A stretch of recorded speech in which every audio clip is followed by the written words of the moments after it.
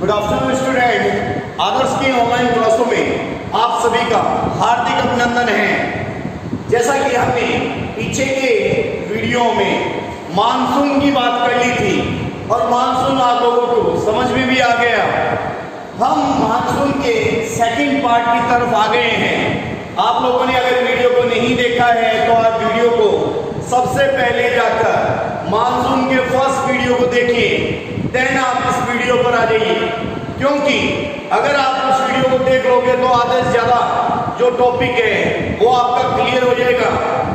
बाकी जो बचा हुआ जो टॉपिक है वो अपने इस क्लास में हम कर लेंगे और इसी के साथ अपने मानसून को हम आज पूर्णतः खत्म कर देंगे कि मानसून कितनी आ रही है, कितनी नहीं आ रही, कौन सा मानसून, उन सभी की बात हमने अपने वीडियो के अंदर की है।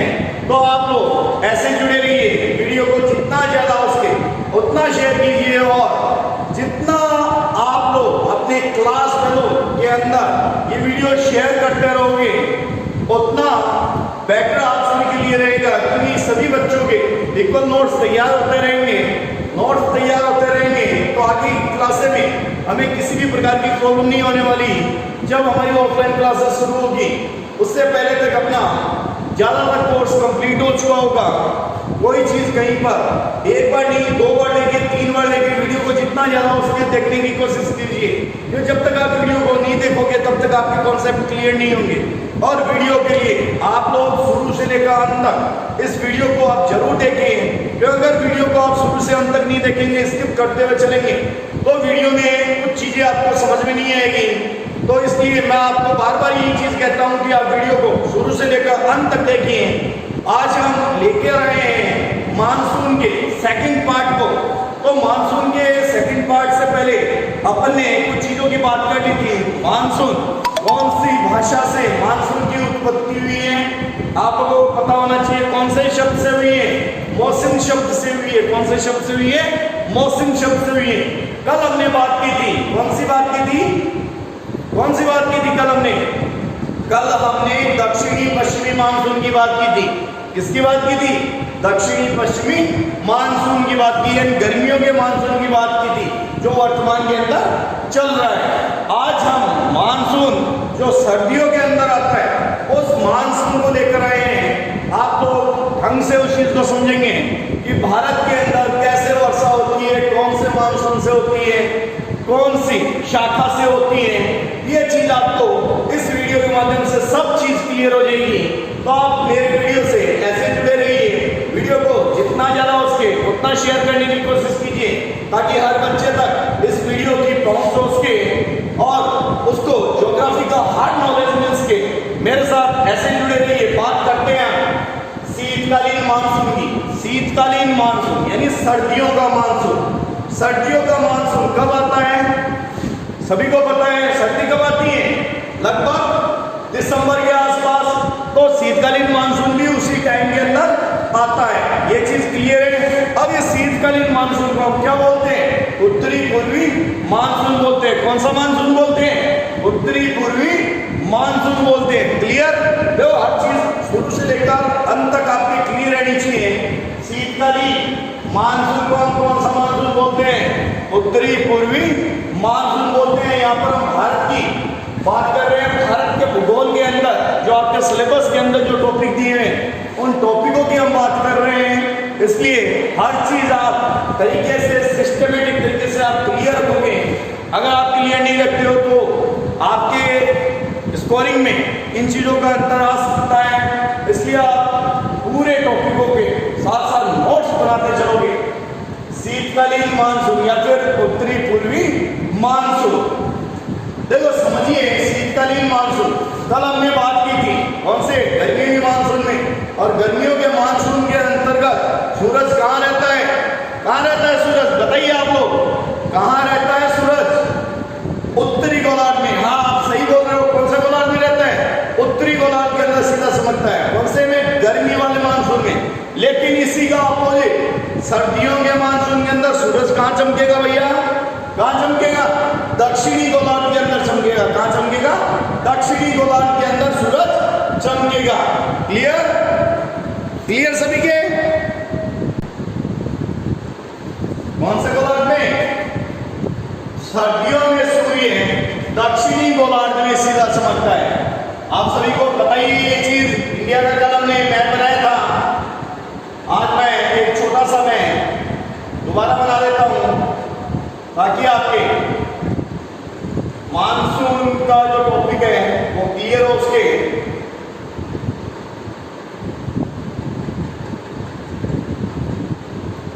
देखो एक बेसिक सा मैप में समझने के लिए बनाया है। यहाँ कोई ड्राइंग अपन को नहीं सीखनी है, अपन को केवल मैप सीखना है। हम बात कर रहे हैं सर्दियों की या शीतकालीन मानसून या फिर उत्तरी पूर्वी मानसून की बात कर रहे हैं।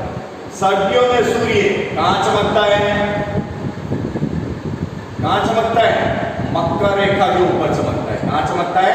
23.5 डिग्री साउथ के अंदर। क्लियर? सर्दियों में सूर्य कहाँ चमकेगा? दक्षिणी गोलार्ध में। सर्दियों में सूर्य दक्षिणी गोलार्ध में सीधा चमकता है।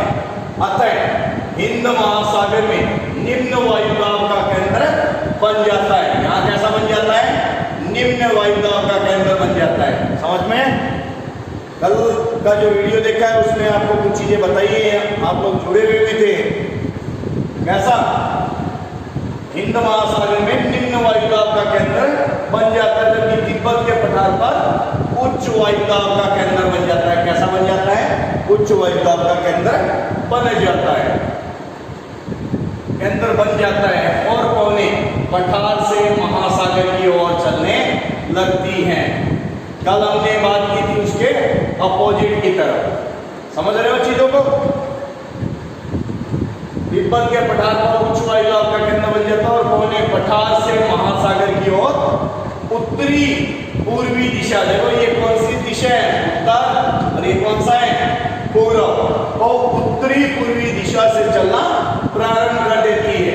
इसे ही शीतकालीन मानसून कहा जाता है। इसे क्या कहा जाता है? शीतकालीन मानसून कहा जाता है। समझ रहे होंगे चीज को? आगे इस चीज को समझने के लिए बेटा शीतकालीन मानसून या फिर उत्तरी पूर्वी मानसून सर्दियों के अंदर, सर्दियों में सूर्य कहाँ चमकता है? दक्षिणी गोलार्ध में चमकता है। कहाँ चमकता है बेटा? दक्षिणी गोलार्ध के अंदर चमकता है। सर्दियों में सूर्य दक्षिणी गोलार्ध में सीधा चमकता है। अतः हिंद महासागर, नीचे वाला एरिया, हिंद महासागर में निम्न वायुदाब का केंद्र। देखो कल मैंने आपको एक चीज बताई थी, आप लोगों को समझ में आ गई होगी। ये निम्न वायुदाब का क्षेत्र क्यों है? क्योंकि तापमान और वायुदाब का अपोजिट रिलेशन होता है। तापमान और वायुदाब का कैसा रिलेशन होता है? Opposite relation. अगर कहीं पर तापमान ज्यादा है तो वायुदाब कम होगा, और कहीं पर वायुदाब ज्यादा होगा तो वहां तापमान कम होगा। अपोजिट रिलेशन है, सीधा सा। वायुदाब कम, तापमान ज्यादा, तापमान कम, वायुदाब ज्यादा। क्लियर? ये चीज समझ लेना बेटा। ये चीज जब तक ये चीज नहीं समझोगे मानसून समझ में नहीं आएगा। तापमान ज्यादा, वायुदाब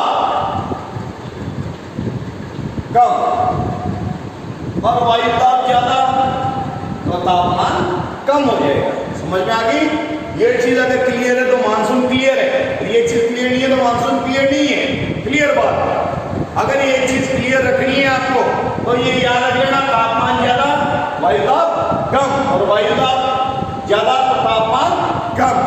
अब जहां एक चीज बताओ कि अगर आपके ऊपर मैं सूरज छोड़ दूं, आपके ऊपर सूरज छोड़ दूं तो क्या होगा? गर्म होंगे या नहीं होंगे? तापमान ज्यादा लगेगा या नहीं लगेगा? ऊपर का मतलब ऐसे नहीं आपके सर के ऊपर छोड़ दूं। सूरज अगर आपके शीर्ष में आ जाए यानी एकदम ऊपर सूरज हो तो कैसा आपको? ज्यादा गर्मी लगेगी या कम लगेगी? ज्यादा लगेगी, सीधी सी बात है। तो वहां पर गर्मी ज्यादा है तो वहां पर वायुदाब क्या हो जाएगा? कम हो जाएगा। तो इस टाइम आप सभी को पता है जब सर्दियां आती है, दिसंबर का टाइम आता है तो सूर्य कहाँ पहुंच जाता है? दक्षिणी गोलार्ध के अंदर पहुंच जाता है। समझने की चीज है बेटा। दक्षिणी गोलार्ध के अंदर पहुंच जाता है तो वहां पर तापमान तो क्या हो जाएगा? ज्यादा हो जाएगा। तापमान क्या हो जाएगा? ज्यादा हो जाएगा। और वायुदाब क्या हो जाएगा? कम हो जाएगा। समझ में आ गया? वायुदाब क्या हो जाएगा? कम हो जाएगा। भाई अपोजिट यहाँ पर तिब्बत के पठार की बात करें तो तिब्बत के पठार पर क्या होता है उस टाइम, जब नीचे की तरफ तापमान ज्यादा हो तो ऊपर क्या हो जाएगा, कम हो जाएगा। तापमान कम हो जाएगा तो वायु दाब क्या हो जाएगा, ज्यादा हो जाएगा। अब दूसरा रूल आपको समझना है कि वायु हमेशा उच्च दाब से निम्न दाब की तरफ चलती है। किधर से किधर चलती है, उच्च दाब से निम्न दाब की तरफ वायु चलती है। अब देखो समझ लीजिए वायु कहाँ ज्यादा है, उच्च दाब कहाँ है, तिब्बत के पठार पर है, और निम्न दाब कहाँ है, हिंद महासागर के अंदर है। क्लियर है। अब वायु कहाँ चलेगी, उत्तर पूर्व से दक्षिण पश्चिम की तरफ चलेगी। कहाँ चलेगी, बहुत बार कंपटीशन में ऐसा क्वेश्चन आ चुका है। तो ये उत्तर पूर्व दक्षिण ये सारी चीजें आपको क्लियर रहनी जरूरी है कि सीधा क्वेश्चन में उत्तर पूर्व दक्षिण पूर्व इस अकॉर्डिंग आपको काफी सारे ऑप्शन दे दिए जाते हैं, और ऑप्शंस को आप सभी को क्या करना होता है, क्लियर करना होता है। तो ये चीज आपको अगर डायग्राम के माध्यम से कोई चीज क्लियर है तो इजीली वो कॉन्सेप्ट भी आपके क्लियर हो जाएगा। सर्दियों में सूर्य दक्षिणी गोलार्ध में सीधा चमकता है, अतः हिंद महासागर में निम्न वायुदाब का केंद्र, जबकि तिब्बत के पठार पर उच्च वायुदाब का केंद्र बन जाता है, और पौने पठार से महासागर यानी हिंद महासागर की तरफ चलने लगती है। उत्तरी पूर्वी दिशा से चलना प्रारंभ हो जाता है। ये उत्तरी, ये पूर्वी दिशा से चलना प्रारंभ कर देती है। इससे ही हम कौन सा मानसून बोलते हैं, शीतकालीन मानसून बोलते हैं। क्लियर हो गया बेटा, हो गया ना क्लियर सभी है।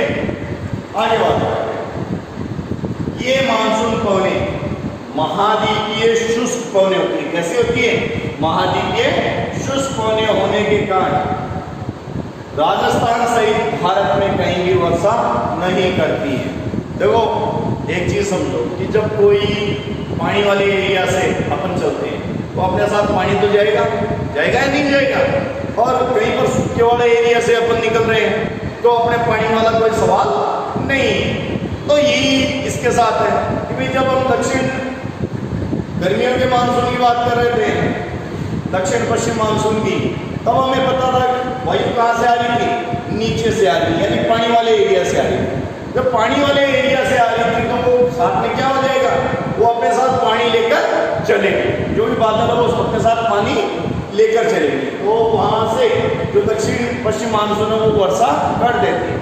लेकिन जब उत्तर पूर्व मानसून आती है तो खुद ही सूखे वाले एरिया से आती है, पठारी एरिया से आती है, तो इसके बाद तो पानी वाला कोई सवाल ही पैदा नहीं होता। तो जब ये पौधे चलती है तो अपने साथ कुछ भी नहीं लेकर चलती है, खाली हाथ चलती है कि भाई अपन को तो वहां पर चलना है, कहीं यहाँ से तिब्बत से चलना है, कहाँ पर, कहाँ चलना है, हिंद महासागर की तरफ चलना है। कहाँ चलना है, हिंद महासागर। तो अपने तो खाली हाथ आए थे और खाली हाथ ही चले गए, खाली हाथ आए हैं और खाली हाथ चले गए। ये चीज ध्यान में रखनी है कि तिब्बत के पठार पर क्या है, सूखा है सारा, तो अपने साथ कोई पानी वाला सवाल नहीं है। थोड़ी बहुत चीजें आपको याद रखनी है कि भाई जब ये पौधे थोड़ी बहुत इधर से आ रही होती है तो यहाँ पर जो बंगाल की खाड़ी है, उस बंगाल की खाड़ी से थोड़ा बहुत जल ले लेती है अपने साथ, और अपने जो तमिलनाडु का जो कोरोमंडल तट है वहाँ पर जरूर वर्षा कर लेती है, और पूरा भारत क्या रहता है, सूखा रहता है, और पूरा भारत क्या रहता है, सूखा रहता है। लेकिन जो तमिलनाडु का जो कोरोमंडल वाला तट है वहाँ पर शीतकालीन मानसून जरूर होती है। ये चीज आपको ध्यान में रखनी है। तुम्हारा इस चीज को समझते हैं कि भाई सर्दियों में सूर्य दक्षिणी गोलार्ध में सीधा चमकता है, अतः हिंद महासागर में निम्न वायुदाब का केंद्र, जबकि तिब्बत के पठार पर उच्च वायुदाब का केंद्र बन जाता है, और पवने पठार से महासागर की ओर उत्तरी पूर्वी दिशा से चलना प्रारंभ कर देती है। इसे ही शीतकालीन मानसून या फिर उत्तरी पूर्वी मानसून कहा जाता है, या फिर उत्तरी पूर्वी मानसून कहा जाता है। ये मानसूनी पवने महाद्वीपीय शुष्क पवने होने के कारण, कैसे पवने, महाद्वीपीय शुष्क पवने होने के कारण राजस्थान सहित भारत में कहीं भी वर्षा नहीं करती है। राजस्थान सहित भारत में वर्षा नहीं करती है। लेकिन जब ये पवने बंगाल की खाड़ी से निकलती है, कहां से, बंगाल की खाड़ी से निकलती है, तो अपने साथ थोड़ा बहुत जल ले लेती है, और जो जल लेती है वो तमिलनाडु के कोरोमंडल का जो तट है वहां पर वर्षा उसकी कर देती है। क्लियर हुआ टॉपिक? हो गया क्लियर? Yes, okay. चलो ये चीज क्लियर हो गई। आपको कोई पूछ ले कि भाई शीतकालीन मानसून भारत के अंदर कहां वर्षा करता है? शीतकालीन मानसून भारत के अंदर कहां वर्षा करता है? तो कहां करता है? गौरमंडल के तट पर वर्षा करता है। ये चीज आपको याद रहनी चाहिए। देखो ऐसे क्वेश्चन कंपटीशन में भी आ जाते हैं, तो ये चीज आपके बीए फाइनल के अलावा कंपटीशन को भी साथ साथ सोच के चलना है, क्योंकि कंपटीशन साथ साथ में आप लोगों को करनी है, फाइट करना है फाइनल के बाद में। तो आप इस चीज को यहीं पर क्लियर करते चलो, ताकि आपको कोई कोचिंग करने की जरूरत भी महसूस न हो। नोट कर लीजिए इसे, नोट्स आपके तैयार हो जाने चाहिए, साथ साथ नोट करते चलिए बेटा। आगे बात करते हैं फिर नेक्स्ट टॉपिक की, इसी में मानसून पूर्व की वर्षा के बारे में बात करते हैं। ये यहाँ पर मानसून का आपके शीतकालीन मानसून कंप्लीट हो चुका है। आई थिंक पूरा समझ में भी आ गया होगा आप लोगों को। अब बात करते हैं मानसून पूर्व की कुछ वर्षा के बारे में, जिनको अलग अलग नामों से संबोधित किया जाता है। तो ये चीज आप लोग साथ साथ नोट भी करते रहना बेटा, साथ साथ नोट करते चलोगे तो बेटर है आपके लिए। मानसून पूर्व की वर्षा, मानसून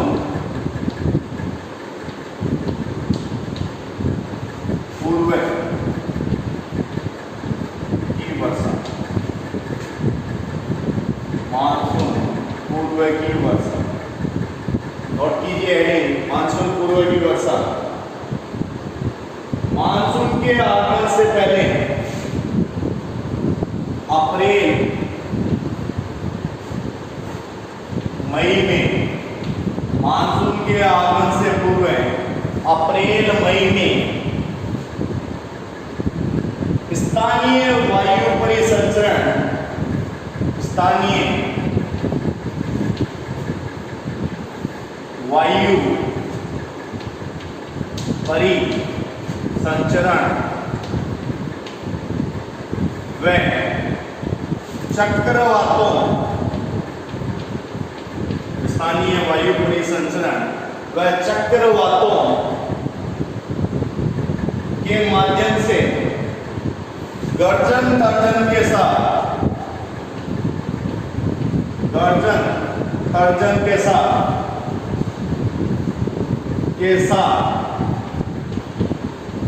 गर्जन तर्जन के साथ कुछ वर्षा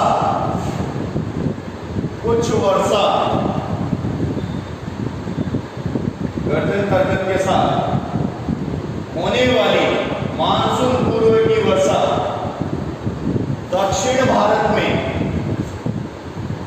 दक्षिण भारत में, दक्षिण भारत में आम्र वर्षा,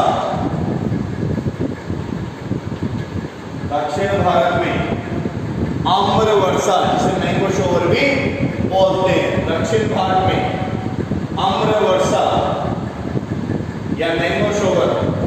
कर्नाटक में चेरी ब्लॉसम, कर्नाटक में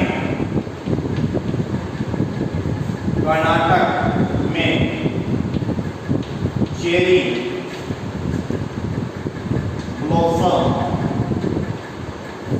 कर्नाटक में चेरी ब्लॉसम या फिर फूलों की वर्षा कहाँ बोलते हैं? कर्नाटक के अंदर बोलते हैं। कहाँ बोलते हैं? कर्नाटक के अंदर बोलते हैं। कर्नाटक में चेरी ब्लॉसम।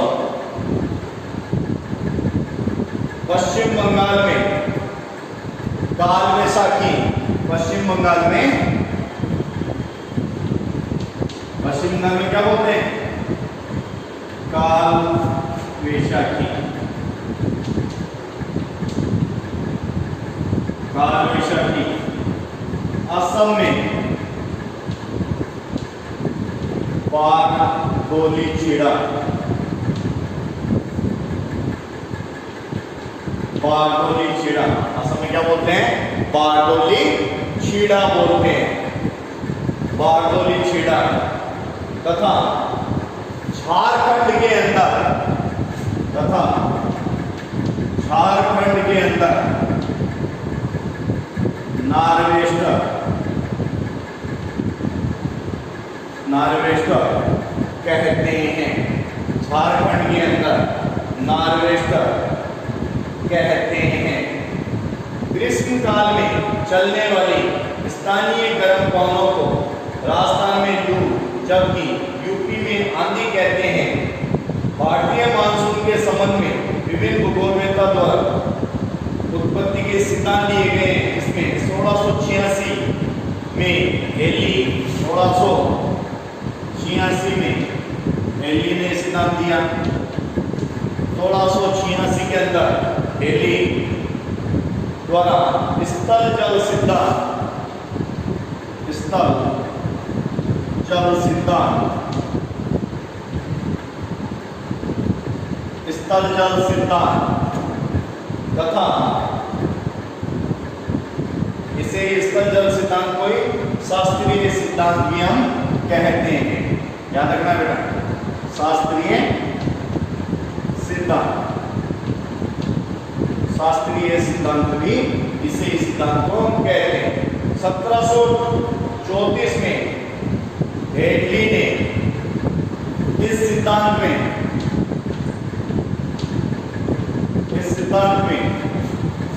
संशोधन किया। 1734 में हेडली ने इस सिद्धांत में संशोधन किया और यह बताया कि गर्मियों के दिनों में सूर्य के उत्तरायण होने पर गंगा के मैदान अत्यंत गर्म होकर निम्न दाब का क्षेत्र बन जाता है, जो सामुद्रिक आर्द्र पवनों को अपनी ओर आकर्षित करते हुए भारत में मानसूनी पवनें प्रारंभ कर देता है। ये चीज किसने बताई है? ये चीज हेडली ने आंशिक संशोधन करते हुए बताया। क्लियर? देखो इस चीज को समझना है, अपन को तरीके से हर चीज को समझनी है। बात कर रहे हैं मानसून पूर्व की वर्षा जो अप्रैल मई के अंदर होती है।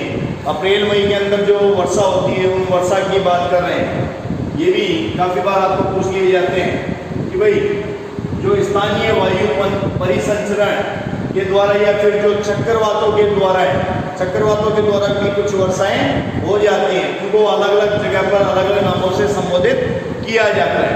वो अलग अलग नाम कौन से इन चीज़ों को आपको ध्यान में रखना है। दक्षिण भारत के अंदर दक्षिण भारत के अंदर जो वर्षा होती है, उस दक्षिण भारत में जो वर्षा होती है उस वर्षा को ही मानसून पूर्वी वर्षा, ये चीज ध्यान रखना बेटा। मानसून पूर्वी वर्षा जो दक्षिण भारत के अंदर होती है, उस दक्षिण भारत के अंदर होने वाली वर्षा को हम क्या बोलते हैं? आम्र वर्षा बोलते हैं, या फिर मैंगो शोवर भी बोल सकते हैं। क्या बोलते हैं? मैंगो शोवर बोल दो, चाहे आम्र वर्षा बोल दो। इस टाइम क्या होते हैं? आम क्या होते हैं? झड़ने लग जाते हैं। नेक्स्ट जो है कर्नाटक। कर्नाटक के आम के लिए बेटर है दक्षिण भारत के अंदर ये मानसून पूर्वी वर्षा। उसके बाद है कर्नाटक। कर्नाटक के अंदर इस वर्षा को क्या बोलते हैं? चेरी ब्लॉसम बोलते हैं। क्या बोलते हैं? Cherry blossom. ध्यान रखना बेटा नाम को। क्या बोलते हैं? चेरी ब्लॉसम या फिर फूलों की वर्षा बोलते हैं। क्या बोलते हैं? फूलों की वर्षा बोलते हैं। पश्चिम बंगाल के अंदर इसे क्या बोलते हैं? पश्चिम बंगाल के अंदर इसे बोलते हैं काल वैशाखी। क्या बोलते हैं? काल वैशाखी। आप लोगों ने सुना होगा नाम। असम के अंदर इसको क्या बोलते हैं? बारडोली छीड़ा बोलते हैं। असम के अंदर इस वर्षा क्या बोलते हैं? बारडोली छीड़ा। और साथ में टॉपिक दिया हुआ है झारखंड के अंदर जो होती है, झारखंड के अंदर जो मानसून पूर्वी वर्षा है उसे क्या बोलते हैं? नार्वेस्ट बोलते हैं। क्या बोलते हैं? नार्वेस्ट बोलते हैं। ये होते हैं ये चीज। फिर हमें मानसून के कुछ सिद्धांत हैं। 1686 के अंदर हेली ने एक सिद्धांत दिया था जिसे स्थलजात सिद्धांत भी कहते हैं। क्या बोलते हैं? स्थलजात सिद्धांत। और इसी का एक दूसरा नाम भी दिया गया है शास्त्रीय सिद्धांत। क्या सिद्धांत है? शास्त्रीय सिद्धांत। लेकिन इसके अंतर्गत 1734 के अंदर हेडली ने 1734 के अंदर हेडली ने इसके अंदर संशोधन किया है, कुछ संशोधन किया है और यह बताया कि गर्मियों के दिनों में सूर्य के उत्तरायण होने पर गंगा का मैदान अत्यंत गर्म होकर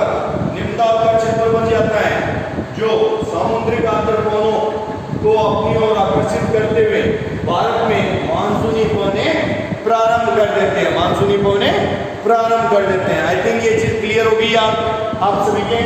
नोट कीजिए, जितना मैटर है वो सारा आपके नोट हो जाना चाहिए। फिर साथ साथ में आपके नोट्स बनने भी उतने ही ज़्यादा जरूरी है बेटा। अगर नोट्स नहीं बनाओगे तो आप लोगों के खुद के ये चीज़ प्रॉब्लम हो जाएगी। ये साथ साथ नोट्स बनते चलेंगे, आप लोगों के तो कहीं भी कोई प्रॉब्लम नहीं होने वाली है। ये चीज़ ध्यान रखोगे बेटा। दोबारा इस चीज़ को समझ लेना बेटा। मानसून पूर्व की वर्षा कब होती है? कब होती है? अप्रैल मई के अंदर होती है। कब होती है? अप्रैल मई के अंदर होती है ये वर्षा। क्लियर? दक्षिण भारत के अंदर इसको क्या बोलते हैं? आम्र वर्षा या फिर मैंगो शोवर बोलते हैं। क्या बोलते हैं? आम्र वर्षा या फिर मैंगो शोवर। कर्नाटक के अंदर इसको क्या बोलते हैं? चेरी ब्लॉसम बोलते हैं। क्या बोलते हैं? चेरी ब्लॉसम बोलते हैं। कर्नाटक में क्या बोलते हैं? चेरी ब्लॉसम या फिर फूलों की वर्षा, या फिर क्या बोलते हैं? फूलों की वर्षा। कहाँ बोलते हैं फूलों की वर्षा? कर्नाटक के अंदर बोलते हैं। और दक्षिण भारत के अंदर इसे क्या बोलते हैं? आम्र वर्षा बोलते हैं। क्या बोलते हैं? आम्र वर्षा। और पश्चिम बंगाल के अंदर इसको क्या बोलते हैं? काल वैशाखी बोलते हैं। पश्चिम बंगाल के अंदर इसको क्या बोलते हैं बेटा? काल वैशाखी बोलते हैं। क्लियर? पश्चिम बंगाल में काल वैशाखी। असम के अंदर इसको क्या बोलते हैं? बारडोली छीड़ा। असम के अंदर इसको क्या बोलते हैं? बारडोली छीड़ा बोलते हैं। और लास्ट जो बचा है झारखंड के अंदर, झारखंड के अंदर इसको क्या बोलते हैं? नार्वेस्टर बोलते हैं। क्या बोलते हैं? नार्वेस्टर। आई थिंक क्लियर हो चुका होगा सारी चीज। मानसून पूर्व की वर्षा कंप्लीट हो चुकी है। वैसे अपनी कुछ सिद्धांत 1686 के अंदर हेली ने मानसून से संबंधित कुछ सिद्धांत दिया था। उस सिद्धांत का नाम है स्थल जल सिद्धांत। क्या नाम है? स्थल जल सिद्धांत। किसने दिया है बेटा? हेली ने दिया था। ये चीज भी आपको याद रखनी है। किसने सिद्धांत दिया था? हेली ने दिया था। कब दिया था? 1686 के अंदर दिया था। कब दिया था? 1686 के अंदर हेली के द्वारा जो सिद्धांत दिया गया था उसका नाम है स्थल जल सिद्धांत। इस सिद्धांत का एक दूसरा नाम है। क्या नाम है? शास्त्रीय सिद्धांत। क्या नाम है? शास्त्रीय सिद्धांत। लेकिन होते हैं देखो बहुत सारे आलोचक होते हैं हर जगह पर, तो उनकी भी कुछ आलोचना हुई और आलोचना होने के बाद एक दूसरे ज्योग्राफर ने इनको जो सिद्धांत दिया है इन्होंने स्थल जल सिद्धांत, उसका कुछ क्या कर दिया? संशोधन कर दिया। क्या कर दिया? संशोधन कर दिया। कब किया? 1734 के अंदर। किसने किया? हेडली ने संशोधन किया। और क्या कहा उन्होंने ये कहा कि गर्मियों के दिनों में सूर्य के उत्तरायण होने पर गंगा का मैदान अत्यंत गर्म होकर निम्न दाब का क्षेत्र बन जाता है, जो समुद्री घातक पौधों को अपनी ओर आकर्षित करते हुए भारत के अंदर मानसूनी पवनें प्रारंभ कर देते हैं। भारत के अंदर मानसूनी पवनें प्रारंभ कर देते हैं। समझ में आ गया सारा टॉपिक? यहाँ पर अपना मानसून का जो टॉपिक है वो पूर्णतः कंप्लीट है। आप वीडियो को जितना ज़्यादा उसके उतना शेयर कीजिए ताकि हर बच्चे तक ये वीडियो पहुँच जाए और हर अपने क्लास के बच्चे को सूचित करें कि अपनी जो ऑनलाइन क्लासें हैं वो चल रही है और डेली अपने जो टॉपिक आ रहे हैं वो टॉपिक आप ध्यान से देखते रहिए और अपने जो क्लास के जो बच्चे हैं उन क्लास के बच्चों तक ये वीडियो जरूर भेजिए ताकि उनके जो टॉपिक है वो सारे के सारे क्लियर होते रहे। इसी के साथ धन्यवाद। दोबारा मिलेंगे नए वीडियो के साथ, नए टॉपिक के साथ। आप लोग इन वीडियो के जो भी टॉपिक दिए गए हैं उन सभी के मैच करते चले और साथ साथ अपने नोट्स बनाते चले। साथ साथ नोट्स बनाने जरूरी है, इसे ध्यान रखना बेटा। नोट्स नहीं बनाओगे तो दिक्कत आती रहेगी। साथ साथ अपने नोट्स बनाते रहिए और अपने दोस्तों के अंदर शेयर कीजिए। अगर आपने चैनल को सब्सक्राइब नहीं किए हैं तो सबसे पहले चैनल को सब्सक्राइब कर लें और जो पास में जो बेल आइकन का निशान है वो बेल आइकन का निशान जरूर दबाइए ताकि आने वाली वीडियो की आपको नोटिफिकेशन मिलते रहे। इसी के साथ धन्यवाद। इजाजत चाहता हूँ आप सभी से। दोबारा मिलेंगे नए वीडियो के साथ में, नए टॉपिक के साथ में। क्लियर? नोट कर लीजिए जो आपको बोर्ड के ऊपर दिखाई दे रहा है, पूरा टॉपिक आपके क्लियर हो जाए।